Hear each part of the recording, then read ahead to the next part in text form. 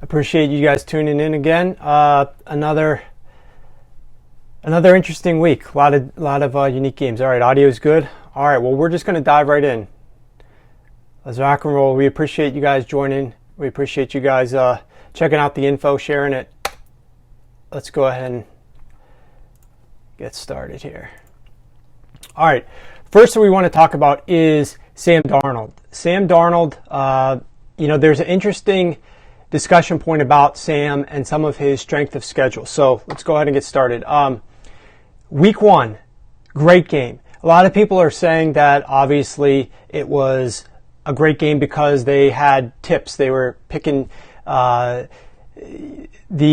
Detroit Lions and Matthew Stafford were tipping picks in terms of what plays they were going to call based on hand signals and audibles and things of that nature.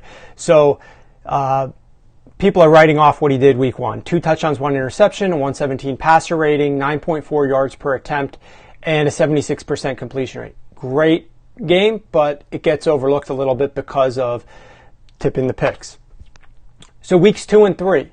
Weeks 2 and 3, 3 games, 3 losses. What did they do in those games? Well, Sam Darnold did not play very well, right? He had 2 touchdowns to 4 interceptions, just a 64 passer rating, and only a 54% completion, 6.3 yards per attempt, significantly worse than what he had done in week 1. So a lot of people said, well, this is what Sam Darnold is. This really is Sam Darnold right here that we're seeing in these 3 games. But what ends up happening the next couple of weeks, weeks 5 and 6, 2 games, 2 wins, 5 touchdowns to 2 interceptions, a 111 passer rating, 9.2 yards per attempt, back up to this higher passer rating like he had back in week 1, and 65% completions. So how did he all of a sudden perform so much better? I mean, if everything's the same, what did they do differently weeks 5 and 6? Well, I'll tell you what they did differently. They played an easier strength of schedule. And let me adjust this here for you. Oops. Let's get this set up. All right.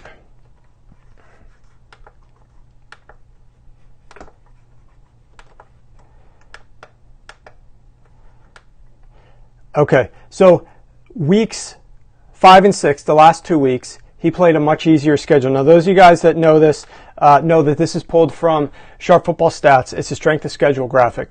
And the way that this is displayed, and actually I'm just going to take this off and let you look at it closer here. Okay, so what you can see here is the strength of opposing pass defenses. So those teams that are down here in red, they have really good pass defenses. The teams that are up here high in green have really bad pass defenses. So what we see here is that week 1, they played the Detroit Lions. I'll try to steady this. There we go. Week 1, they played the Detroit Lions. Terrible pass defense. He has a great game. The next 3 weeks, he has terrible games. But what was he going up against? He was playing 2 road games against the Jaguars, against the Browns. He also played a home game against the Miami Dolphins. All 3 of those teams actually right now rank top 5 in pass defense. So he lost, but he played really difficult pass defenses. And then you see what he does the next 2 weeks. He plays the Denver Broncos, who have a terrible pass defense. They rank below average. And then they played the Indianapolis Colts last week, 17th ranked pass defense at home. Now look who he's got on deck. The Minnesota Vikings and their 26th rated pass defense. This is going to be another week that I think that you guys are going to want to look to grab Sam Darnold, get him in your lineups. As a play that not as many people are going to be on, not as many people are going to use Sam Darnold this week against the Minnesota Vikings. But strength of schedule matters. That's the bottom line here. And that's what some of these visualizations, and hopefully you guys will check out Sharp Football Stats. I use this a ton during the season, strength of schedule. It's a very useful tool to easily figure out matchups. So the Stats website, that gets updated with strength of schedule every Wednesday night. I'll go ahead and give you guys the schedule. But on Sunday night into Monday, I update everything through the Monday games. So those are already up through the Sunday games. So that's already updated. The stats website is updated with live box scores and everything like that. Strength of schedule will get updated a couple days later. And so this is all going to be updated. This is still last week's visualization. It'll get updated for upcoming weeks on Wednesday. So you'll be able to see and go to the one visualization that a lot of people like, which is past versus future. And you can see it all compared in one graphic. But the bottom line here is Sam Darnold struggled against the great defenses, pass defenses when he played them on the road, much better when he played weaker pass defenses, especially at home. This is his third game in 3 home games. After this, he has to go on to the road to play Chicago, Miami, and Buffalo, 3 teams that have better pass defenses. So they also lost Quincy Enunwa for several weeks, so that's not ideal. But if you want to try to target some of these receivers, probably in lower owned matchups, this upcoming week, we can ask Evan Silva about it, but it might be a good idea because I think there's going to be some edges there. All right, let's talk a little bit about the Dallas Cowboys. Because the Cowboys really got things back on track. And how did they do it, though? You know, you look at this team, and you look at the box score, you look at what they did. 9 Beasley receptions, only 2 receptions for Jeff Swaim, and no other player had more than 1 reception. So that's pretty crazy in terms of what they did. Ezekiel Elliott, 24 rushes in the game, 4.4 yards per carry, and a 50% success rate. Now, not great. Scott Linehan, somebody there might be checking this out, but not great, but not excellent. You know, not tremendous. What did they do in the first half, though? What they did in the first half was they ran Dak Prescott a bunch in that half. They encouraged rushes from Dak Prescott.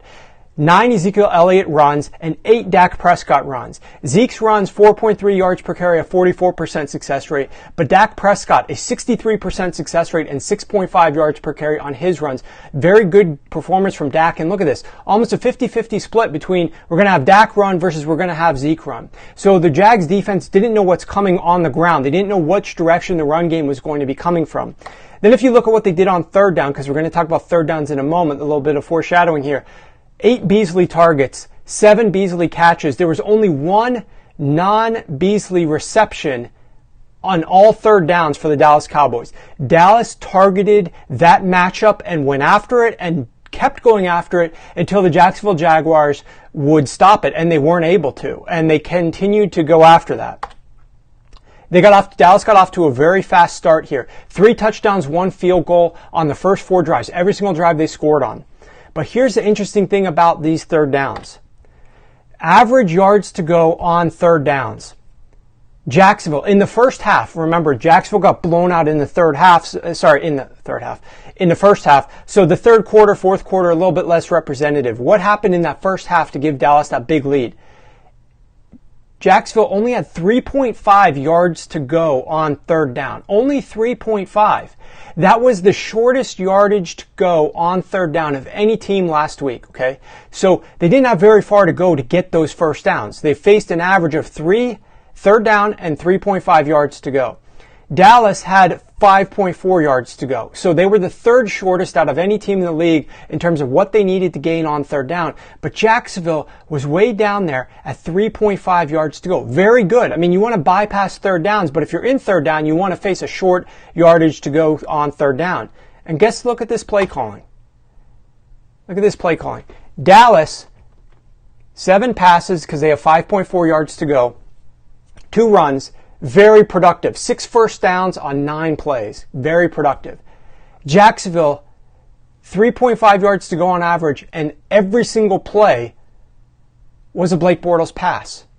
And I already ripped the OC a little bit last week. I don't love doing that. I try to just encourage discussion about inefficiencies and look at where other people maybe aren't looking. So that's why we're sometimes going down this path of, diving into play calling at a very detailed level that a lot of people might not otherwise do so. But Jacksonville, again, relying too much on Blake Bortles, not relying on the ground game nearly enough. You have only 3.5 yards to go, the least amount in the NFL last week in the first half, and you go 100% pass with Blake Bortles. Just after he threw over 60 pass attempts last year.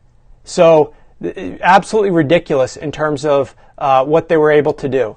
On third down, I just got a message here from Evan, and he's going to be a couple minutes late, so that's fine. We're going to keep rolling here because we got more things to discuss. But the bottom line is Jacksonville, their defense, Dallas found something and abused it. Not a lot of other teams are going to be able to do that from what they did on the ground, because not a lot of other teams have the ability to run the ball with a Dak Prescott for quarterback. I do believe that they need to keep running Dak Prescott. It's a big matchup edge that they've got. He's still in his rookie deal. You might as well run this guy a little bit, and you're not paying him that much. I know you want him last long term and you don't want to put him in harm's way, but go ahead and run him, convert these third downs, and target your matchups wherever you best see fit. If you've got edges to your tight end, if you got edges to the slot receiver, go where the matchups are. And in this case, they targeted Cole Beasley a ton, had a lot of success there. That is solid. So Dallas Cowboys, good job with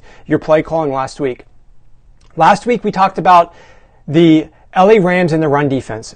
It's one of the slides we put up there. They've played the second easiest schedule of opposing run defenses. Look at all these horrible teams that they played in terms of where they rank from run defense. Minnesota, Arizona, all these teams ranked 32nd, 22nd, 19th. The three best teams that they played, they allowed 6.5 yards per carry to Seattle, 6.1 to the Chargers, 4.1 plus a 56% success rate to the Oakland Raiders. Denver should be able to run the ball here, okay? So keep this in mind when I show you these images. And again, I'll bring the camera closer here so we can walk through this. I'm not going to play the video for you, but I will show you some of these images. So this is the situation. We're in 3rd and 3 on the 39-yard line of the Rams. Denver has 3 timeouts, all 3 timeouts left, and they're down by 10 points. They just need a little bit more for a field goal. They're almost in field goal range. They have 52 seconds left in the second half. On this third down play, they end up throwing a bomb to Emmanuel Sanders, who's in double coverage down the left sideline for an incompletion. And the ball landed, I think, at the 5-yard line. Okay, absolutely unnecessary to do this on 3rd and 3. You have 2 running backs who are averaging over 5 yards per carry. And this is the play call that they do on 3rd and 3. Now, it gets worse. Just wait. Here we are, 4th and 3, a few seconds later. Denver lines up in trips left, and they have a back in the backfield. They're in 11 personnel. Their tight end is flanked out on the right end. This is Booker in the backfield. Now, the Rams show an interesting look here. What they really do is they have 4 down linemen. They have 2 players that are showing like they could blitz, but really one of them is responsible for the tight end. One is responsible for the back. And it looks like at the bottom of the screen here that they have 3 cornerbacks lined up on these 3 receivers. But at the snap of the ball, this cornerback is actually going to blitz. These 2 guys are going to follow the running back and the tight end. They end up bracketing the tight end because the running back stays in the block. He intelligently comes over here, identifies this blitzer, picks him up, and gives Case Keenum a little bit of a pocket to step up into, which Case Keenum refuses to step up into. We're going to walk through this play in a couple of shots here, but there's a bottom line takeaway after this that I think you guys probably already understand a little bit. So he reaches his back, his foot goes down. His drop has just ended right here. Now, how many receivers do you actually see? Here's the ball where the line of scrimmage was. This is the first down marker. How many players do you actually see who he could throw the football to? Remember, it is 4th and 3. They have all 3 timeouts. The middle of the field is completely open for targeting. But nobody is anywhere near the line, the down gain, except for one player who's in double coverage. And actually, this guy was tripped, and his head is facing towards the ground. He's about to fall onto his butt right here. Okay, Case Keenum's at the back of his drop, and nobody is looking for the ball. There is no receivers anywhere who are actually looking for this ball right now. Now, you can see this guy's now completely fallen down. Okay, his both hands are on the ground. His foot's up in the air. This linebacker has now started to apply extra pressure because this guy's clearly out of the picture. He's being covered. And you have the offensive line has done a really good job, actually, of picking up this pressure right here. What you end up having is Booker slid over and picked up the blitzing cornerback. And if Keenum steps up in here, this is actually a nice little pocket in there that he could have stepped up into. But this is Case Keenum. This is not, Tom Brady, Joe Montana. This is Keenum. So he keeps hanging out back there at the back of his drop, not moving. Here is what these receivers are doing down the field. This is the first time they actually look for the ball. Now, mind you, if you look way over here, you can see this guy, that tight end, he's fallen on the ground. And down in this little corner, this is the first down marker. Okay, if they caught the ball here or here or here, they could have a first down. But they ran routes all the way down the field. I have no idea what the OC is thinking, calling a play like this where there's literally only one option to throw the ball to. There's only one option to throw the ball to, and that was the tight end, who ended up getting taken out on that play. And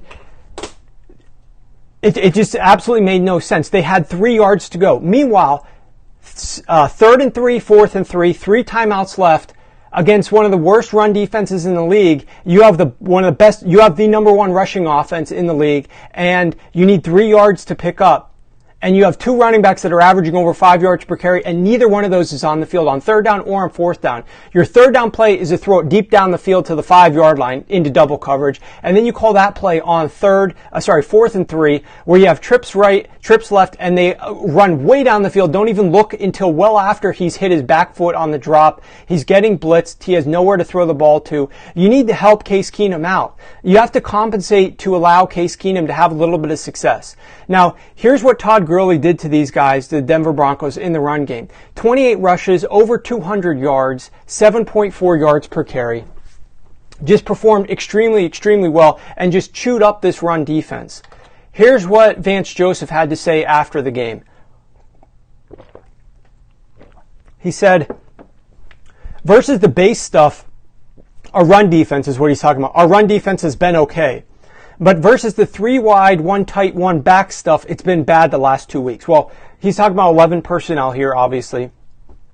But he says that it's okay versus the base stuff, like 12-21, when they don't have extra wide receivers on the field. When they have 2 wide receivers on the field, he thinks that their run defense has been pretty good. But I don't know if he thinks that we don't have the ability to check what he's saying to verify the accuracy of it or not. He was just speaking to reporters. Maybe he thought reporters don't know what they're talking about. Here's Evan right here. Evan, what's up, buddy? What's up, Warren? How you doing, man? Hey, I'm doing great. I'm just talking about Vance Joseph a little bit, and man, so he's got to go. He has got to go. So here's what he. It is time, please. It is definitely time, but this is I guess he thinks that the reporters can't check this to verify this. But let's go ahead. Here's the data. Weeks 1 to 5 versus 12 personnel. His run defense is allowing 6.4 yards per carry. That is the worst in the league. He told reporters literally today that his defense on the run is good versus base defense versus 12 personnel, etc., but not good versus 3 wides or 11 personnel. Versus 12, they're allowing 6.4, worst in the league. 59% success rate, second worst in the league. And they're worse in 12 than they are in 11. So they're actually worse defending base offense than they are when the offense goes to 3 wide receivers. So that's ridiculous. And one last thing here, Evan, and then we're going to dive into some questions for you. Duke Johnson. This slide is called the underutilization of Duke Johnson in the Browns offense is a criminal offense. And I firmly believe that the Browns have no clue what they've got with Duke Johnson. So here was the run distribution this past game. 14 rushes by Carlos Hyde, 2.4 yards per carry, and a 29% success rate. Meanwhile, you got a high draft pick in Chubb, who gets 3 total carries, averages 8.3 yards per carry, and a 67% success rate. And they can't find a way to get this guy on the field. They got to keep giving the ball to Carlos Hyde, and his 2.4 yards per carry, 29% success rate. That is terrible. But Duke Johnson, 2 carries, only 2, 18 yards per carry, 100% success rate. Okay, fine. Small sample size. Let's look at the passing game. They throw the ball 12 times to David Njoku, 4.6 yards per attempt, but a 50% success rate. Not terrible. Callaway, 10 targets, 0.9 yards per attempt, and a 10% success rate. Jarvis Landry, 9 targets, a 1.2 yards per attempt, and 22% success rate. You've got 19 targets between Callaway and Landry, and you're gaining less or right about 1 yard per pass. 1 yard per pass when you're targeting those two guys. Radley, he had a great game, right? 10.3 yards per attempt, a 75% success rate. But Duke Johnson down here, 5 targets, only 5. Remember, they spent 19 getting 19 yards. 5 targets, 14.6 yards per target, a 80% success rate. I don't understand why they wouldn't, especially when Baker Mayfield is under pressure, taking sacks, not getting the ball out quickly. Why do you not get Duke Johnson more involved as a safety relief valve in the passing game? The guy has skills in the open field. He's shown that for years in Cleveland on horrible offenses. Get him the ball in space. It makes absolutely no sense. Now on the season, here's what they're doing rushing the football. Carlos Hyde dominating this backfield, right? 114 carries. Evan, in a second, I'm going to ask you what you think about them getting these other guys more involved and when that could possibly happen. But Carlos Hyde, 114 attempts, only 3.4 yards per carry. Meanwhile, Duke and Chubb are right around 16 to 19 carries compared to 114 for Hyde. They're averaging 5.8 yards per carry and 10.8 yards per carry for Duke and Chubb respectively. On early downs, Carlos Hyde this year, 37% success rate, only 3.4 yards per carry, whereas Duke is up at a 50% success rate and Chubb is 56%. These guys are averaging almost 6 to 11 yards per carry. So much more efficient than what Carlos Hyde is doing. They're refusing to get these other backs involved. A commenter just mentioned about the fact that they didn't have wide receivers healthy. Absolutely. They got wide receivers hurt in this game. They didn't enter the game with very many. Why would you not utilize more screen passes or designed pass plays to Duke Johnson? It's totally beyond me. So we're going to start talking to Evan now, but first up, we might as well discuss this. Why are the Browns not targeting Duke Johnson more in the pass game? That's probably going to be an impossible question for you to answer since you actually use logic. But when do we think that they're going to actually start rotating off of Carlos Hyde and getting somebody like Chubb more involvement? I mean, I did, when last season ended, I did several different podcasts. One with Matt Kelly at Fantasy Nation on Twitter. One with Doug Lemire on, he writes for the Cleveland Plain Dealer. I did one with Kyle Kelly and there was another Browns-related podcast. I mean, I did multiple podcasts about why the Browns were making suboptimal decisions with their coaching staff. And, I mean, the only explanation is that they're a poorly coached team. And Duke Johnson was certainly one of the most underutilized players even last year when he was still getting fewer than 10 touches per game. And now he's getting 5 touches per game. So, I mean, all I have to say is that this is not a team that makes optimal decisions. I noticed or I saw a statistic today that came about that said that the Browns run the ball on 2nd and 10 at a higher rate than any team in the NFL. And you know what? That really tells you all that you need to know. Running the ball on 2nd and 10 is incredibly minus EV. Yes, sir. It is. I'm going to pull up the numbers right now at Sharp Football Stats and tell you what I come up with. But keep rolling. Keep rolling on your. You want me to keep hurting the Browns? I mean, I don't want to hurt the Browns. Yeah, all right. We can stop beating. But I will say this though, that I have Carlos Hyde on a ton of fantasy teams, so it gives me it's a weird kind of dichotomy where I actually kind of want Carlos Hyde to do well, but I also know that but I also like efficiency, like you do, Warren, and I want to see teams make optimal decisions. So it puts me in a kind of a difficult spot. But I mean, look, you know, at the end of the day, like they're using him only as an early down runner. I hate this stuff. Like, I hate this stuff where they pull him in passing situations. Like, you totally telegraph to the defense what you're going to do. If you don't have a quarterback like Tom Brady or Drew Brees where it legit doesn't matter, you're going to have a great offense either way. Please do not telegraph to the defense what you're going to do. And I'll tell you this. Your running back usage. I love... Like, and this is a problem with the Lions. Stop using LeGarrette Blount, please. You know, make better decisions. Use Kerryon Johnson. Use Theo Riddick. That's actually a great tandem. If you use Kerryon Johnson and Theo Riddick, both those guys can catch passes. You know, Theo Riddick can't run the ball between the tackles as much, but he can do it a little bit. Kerryon Johnson can do everything. Stop using LeGarrette Blount, for the love of God. Yeah, and I will tell you this.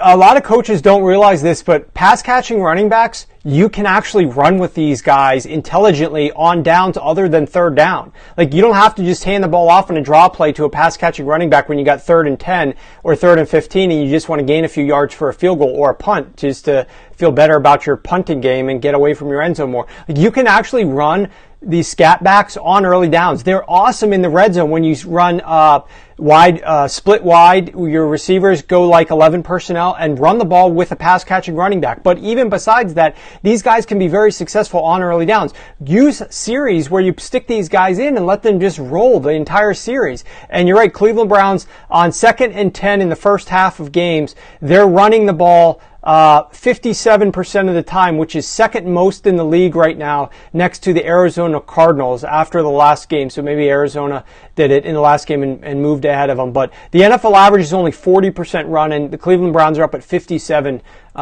run. So miserable by them. Evan, let's jump to the matchup that can determine the outcome in the Monday Night Football game. We got the Green Bay Packers taking on the San Francisco 49ers. What are your thoughts on this matchup? Yeah, I mean, it seems like a very lopsided game to me. I wish that we would have, you know, Jimmy Garoppolo rolling in this game, because then I think it could be a little fun. But, you know, like, they've moved the ball with C.J. Beathard. You know, Kyle Shanahan is an incredible offensive coach. Like, he's next level. You know, this is where Sean McVay came from. You know, he was the friggin' tight ends coach under the Shanahans in Washington. You know, he was the tight ends coach when Jordan Reed was having his best years, and Mike Shanahan was the head coach, and Kyle Shanahan was the OC, and, you know, Mike Shanahan was like, he's one of the best offensive coaches in NFL history. But what would always happen with Mike Shanahan is that he would end up wanting to take control of the personnel decisions, and he wasn't as good in that area. And that's actually a pretty common, mistake among coaches. But either way, I mean, you have to to be like the greatest. You have to be the greatest in every area. You know, it's not easy. It's difficult. It's difficult to be number one of 32. But with Kyle Shanahan, I mean, he has designed an offense the last 2 weeks to get the ball out of C.J. Beathard's hands quickly. He has the quickest time to attempt in the NFL, according to Pro Football Focus, over the last 2 weeks. So that's the offense that they've been trying to run. Like, if you have watched every C.J. Beathard snap, and I'm pretty sure I have. I think I've watched at least 80%, because I actually kind of like watching C.J. Beathard oddly. He takes a ton of hits, man. Like, he takes thunderous hits. Like, if you ever seen, like, I'm trying to give, like, the people a comparison. Have you ever seen Robert Griffin III take hits? He just gets rocked in the pocket. There's some quarterbacks that just, they have a good feel in the pocket. You know, they don't take as many hits, or they kind of know how to take a hit, but there are some quarterbacks that just, like, blam, like, they get rocked. And that's C.J. Beathard, and Kyle Shanahan friggin' knows that. And so he he has designed this offense to try to get the ball out of his hands quickly, and they're really banged up in the receiver core tonight. Is Matt Breida? Matt Breida's playing, isn't he? I'm not sure. Ask the people. What are the people saying? Is Matt Breida's active? Is he not? Matt Breida is active, guys. Give Evan the answer. Yes. Yeah. Yes. Yeah, he is active. Yeah. He is the toughest dude in the NFL. Every single part of his body has been injured this year. I mean, Dr. Chow is like, there's no way he's playing this week. There's no way, and Dr. Chow has like a 95% hit rate, and oh my goodness. But anyways, he's going to be, CJ Beathard is going to be trying to get the ball out quickly. George Kittle, hopefully he can hit Marquise Goodwin on some slants. But that's really what it's going to come down to. Can the 49ers offense stay competitive? Because I think that Aaron Rodgers is going to be able to impose as well. Yeah, and I will say, some sharp money has come in on the San Francisco 49ers. They bought up to 10, so they took it from 9.5, bought it up, and they're also on the under. So that's kind of where the sharp money is on tonight's game. For those that want to tail that, San Francisco plus the 10. I've not done anything, nor will I, on this game. But I will say, with Aaron Rodgers and the Green Bay Packers, they've played a very difficult schedule of opposing defenses against the pass. They went up against the Bears, the Bills, and the Redskins. But when he played the Vikings, Aaron Rodgers put up 29 points. Last week against the Lions, that is a very deceiving final score. They put up 23 points. They did not punt on any of their 11 drives. Unbelievable. They went up against the Lions. Matt Patricia's defense Aaron Rodgers did not even punt. They scored 3 touchdowns, missed 4 field goals, made a field goal, fumbled twice, and another drive that was at the end of the half when the clock expired. So, ridiculous as to how they gave up points there. But yeah, that's where that money is right now tonight. Evan, let's jump into previewing this upcoming week. Look back, but then look ahead. What was a surprise that you saw from last week's game? Last week's games were, it was one of those weeks where just a bunch of crazy stuff happened. Yep. And this happens once or twice a year. That's why, the week before that, we had a lot of crazy stuff too. That's why we love the NFL, because a lot of unpredictable things happen. We try to get out ahead of them, but it's fun when not everything goes according to plan, because that means that you just have to work harder. That's exactly what makes it fun. Yep. Yeah. Hey, if the Packers just smash the 49ers every week, and if if the Dolphins lost their quarterback and then they got smashed by the Bears every week, and then I don't know. What was another? The Jags. If the Jags just go to Dallas and beat the Cowboys every week, as opposed to just getting their teeth kicked in, this is what makes it fun. Yeah, Brock Osweiler was my surprise. I agree with you. We make rational decisions. I lost money this week, but I don't. That's all about bankroll management. So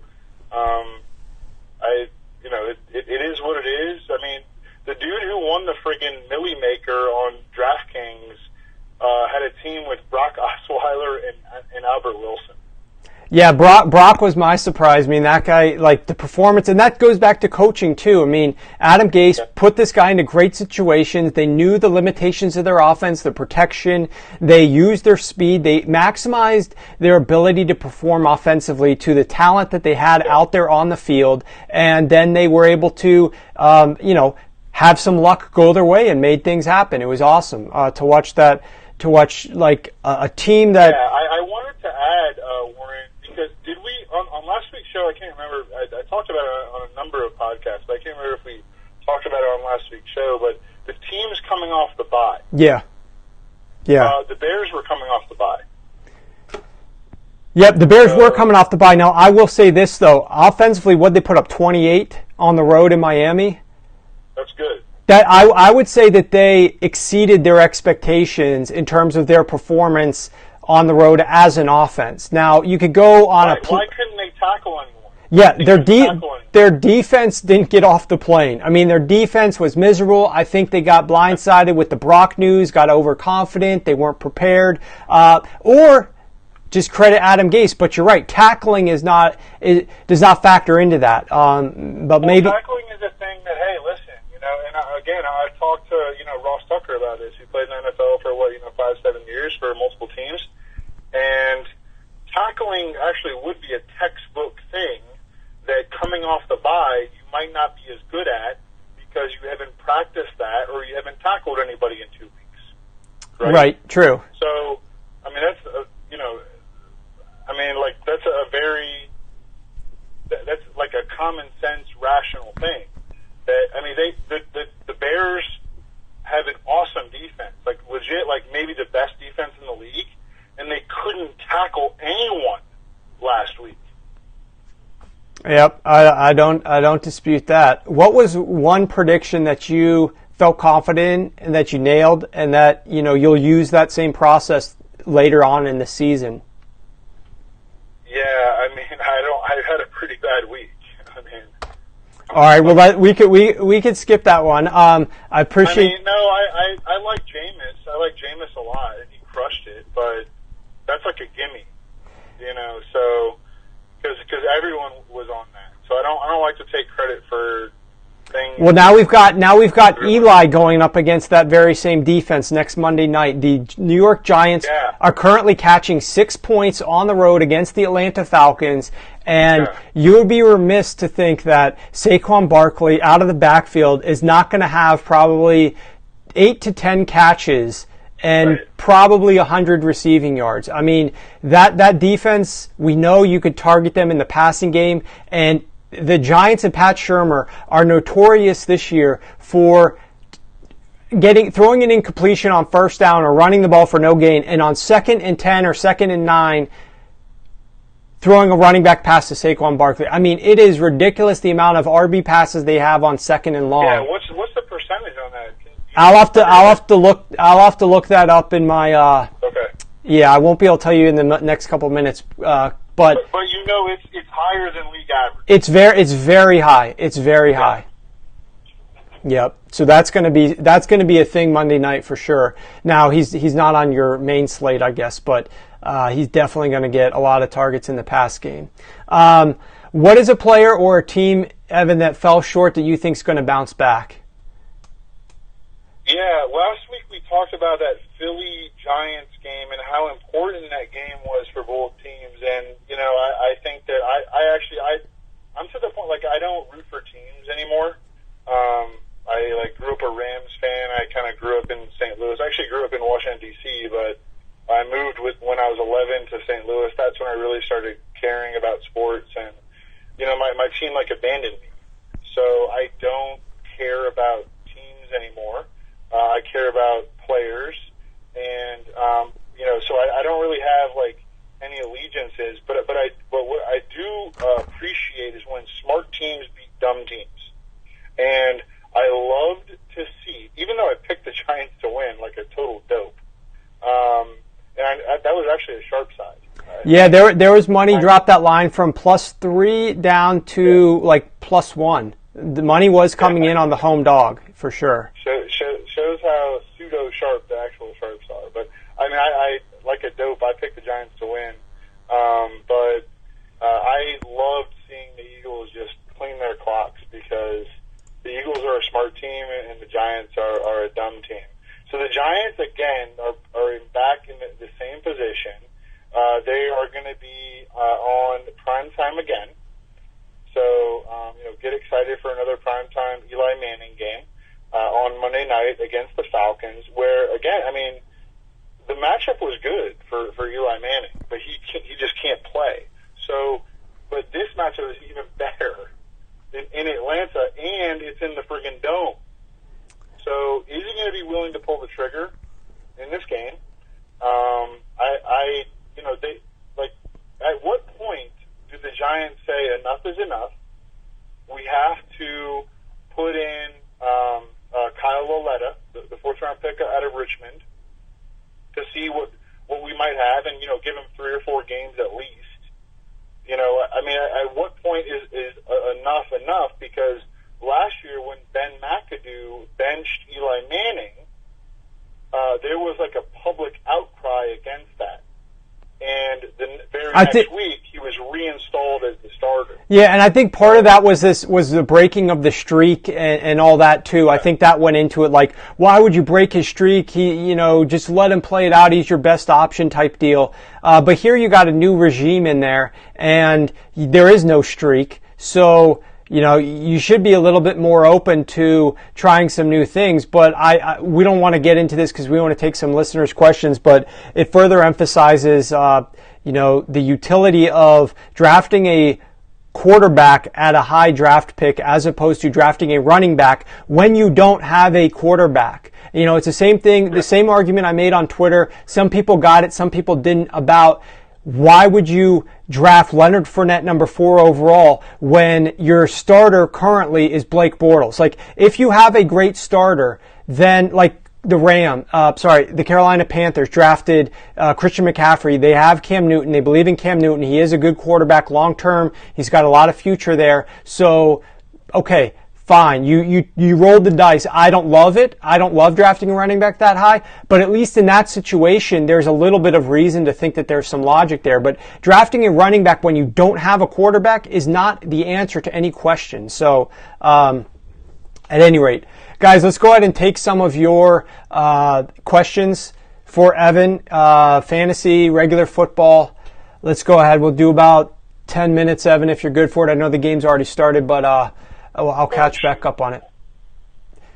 Chargers take. They want to hear a Chargers take from you, Evan. Yeah, I think that it's a very Melvin Gordon revolved offense. But one thing I noticed today when researching the Chargers, that Keenan Allen has these crazy home road splits where he is much better in home games. He's actually had 7 of his last 8 100-yard games at home, and he scored 5 of his last 6 touchdowns at home. And no one's going to play him this week against the Titans. So I think he's going to be a great GPP play. Somebody was asking about Alex Collins. Look, how many touchdowns does Alex Collins have now this year? He's got, what is it? 4 or 5. He's got 4 rushing touchdowns and 1 receiving touchdown. Okay. Yeah. So he's played 6 games. He's got 5 touchdowns. That's not bad at all. Good best ball pick. It's a good best ball pick, but yeah, you guys that are good at fantasy, you have to play best ball because trust you love me, it. like I struggle to make week to week decisions with my own fantasy lineups.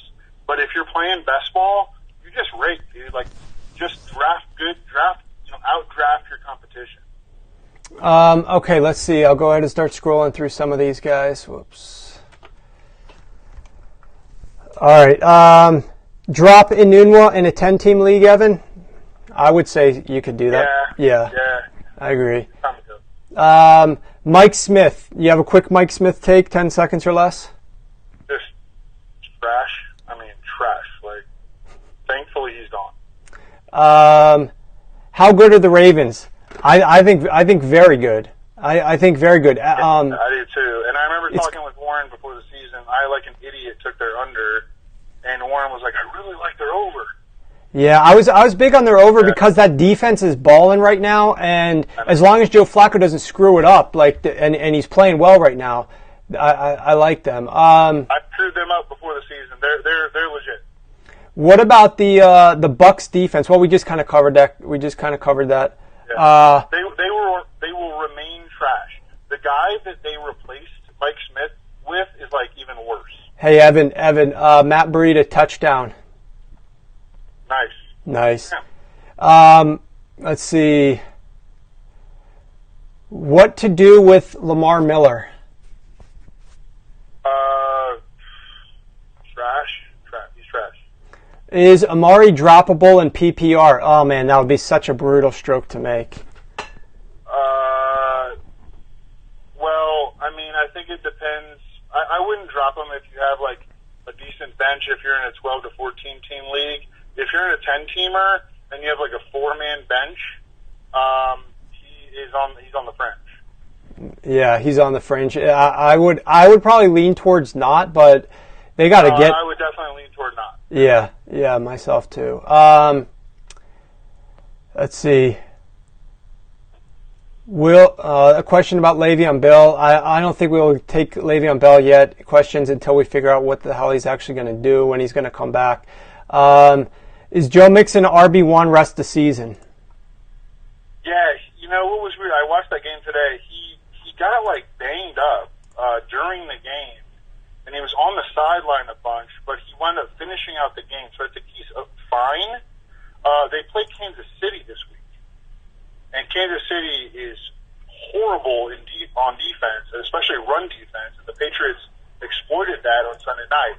So that's something to keep in mind. I think he's going to be okay, but I would watch his practice participation for sure. Yeah, and exactly. You got Kansas City, then you got Tampa Bay, then you do have a bye, and you come back off the bye with 3 top 10 run defenses: the Saints, the Ravens, and the Browns. But the next 2 weeks, definitely plug and play. Rest of the season, he does have a nice stretch after you get through those 3 defenses, where he plays the Broncos, who just hemorrhaged yards yesterday, and then he got the Chargers and the Raiders. So I don't know about. I think he's going to have some good games moving forward here. Let's see. Is Trubisky a play against New England? Yeah, that's a good question. I have not decided yet. So read my column on Thursday, but just off the top of my head, I think he's in play. I think he's legit in play. Okay, Chris Hogan moving forward. I think that wide receiving core is so difficult to figure out, guys. It is, but they made it clear on Sunday night that they want Gordon and Hogan to be the outside guys with Edelman in the slot. So Hogan's going to be really, really inconsistent. He's competing for targets with James White, Gronkowski, the receivers that I named, and Sony Michel getting a lot of rushing attempts. So he's going to be super inconsistent. Yeah, and the guy's asking here about buy low wide receivers. And Evan, I'll just say this and then you can talk.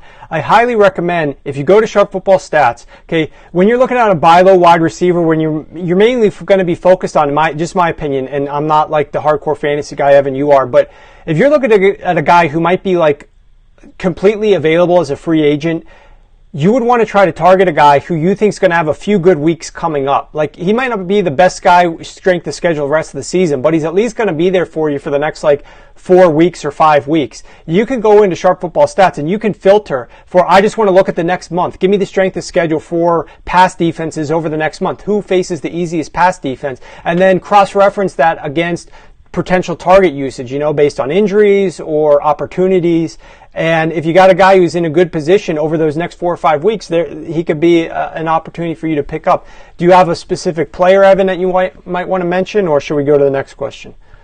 For what? Opportunity for a receiver, like a buy low wide receiver, somebody. Yeah, Keenan Allen. I think I said him last week. I also said Doug Baldwin, who had a really good game. But Keenan Allen for sure. It's just they've been in so many games, and they're going to be in another one this week, where they control the game and they don't have to target the crap out of but they're going to be in the second half of the season. Their schedule gets tougher and they're going to have to throw the ball more. Yeah. All right. Let's see. Let's take 2 more here. Give me your best 2 guys.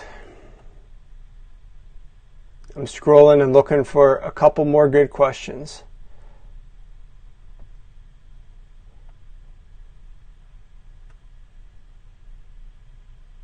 All right. Outlook for Leonard Fournette. He's injured. That's going to be a discussion for, we don't even know when he's coming back, so let's just hold off on that. Evan, this week, Russell Wilson, a QB1. He's on bye, homie. Okay, that's not a good question then. There's a lot, Warren. Jesus, lighten up. AJ Green, are we headed for regression for AJ Green? Yeah, man, he's playing the Chiefs, bro. Start him. Please. Start him. Okay, last one.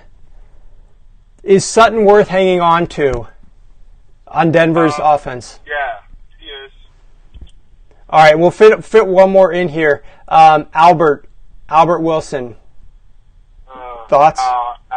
No. Okay. All right, guys. Evan, thank you very much, buddy. Go enjoy the game. All right, guys.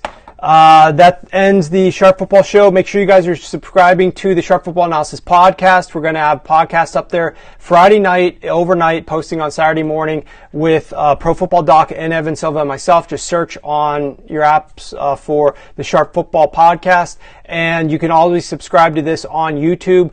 We're actually going to get a new video up there on Friday. Going to start something moving forward. So stay tuned to YouTube. You can subscribe to it to make sure you don't miss out.